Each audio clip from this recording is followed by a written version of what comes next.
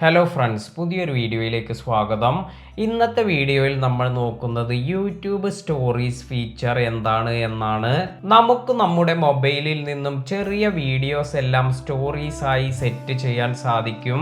ഇത് 7 ദിവസം കഴിഞ്ഞാൽ ഓട്ടോമാറ്റിക്കായി എക്സ്പയർ ആവുകയും ചെയ്യും.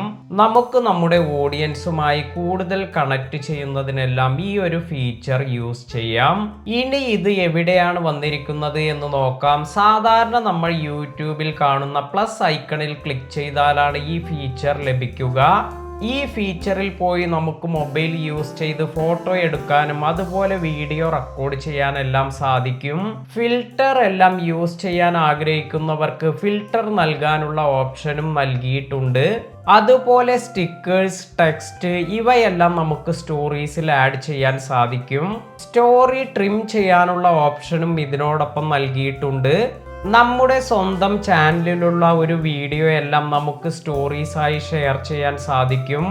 എന്നാൽ ഇങ്ങനെ ഷെയർ ചെയ്യുമ്പോൾ 7 ദിവസത്തിനുള്ളിൽ ഒരു വീഡിയോ എല്ലാമാണ് നമുക്ക് ഷെയർ ചെയ്യാൻ സാധിക്കുക. എന്നാൽ നമുക്ക് മറ്റു ക്രിയേറ്റേഴ്സിന്റെ വീഡിയോസും ഇതുപോലെ സ്റ്റോറീസിൽ ഷെയർ ചെയ്യാം. ഇങ്ങനെ മറ്റു ക്രിയേറ്റേഴ്സിന്റെ വീഡിയോസ് നമ്മുടെ സ്റ്റോറീസിൽ ഷെയർ ചെയ്യുന്നതിന് ലിമിറ്റ്സ് ഒന്നുമില്ല. മറ്റു ചാനലിനെ മെൻഷൻ ചെയ്യാൻ അതുപോലെ നമുക്ക് ലൊക്കേഷൻ എല്ലാം ആഡ് ചെയ്യാനെല്ലാം ഈ ഫീച്ചറിൽ സാധിക്കും.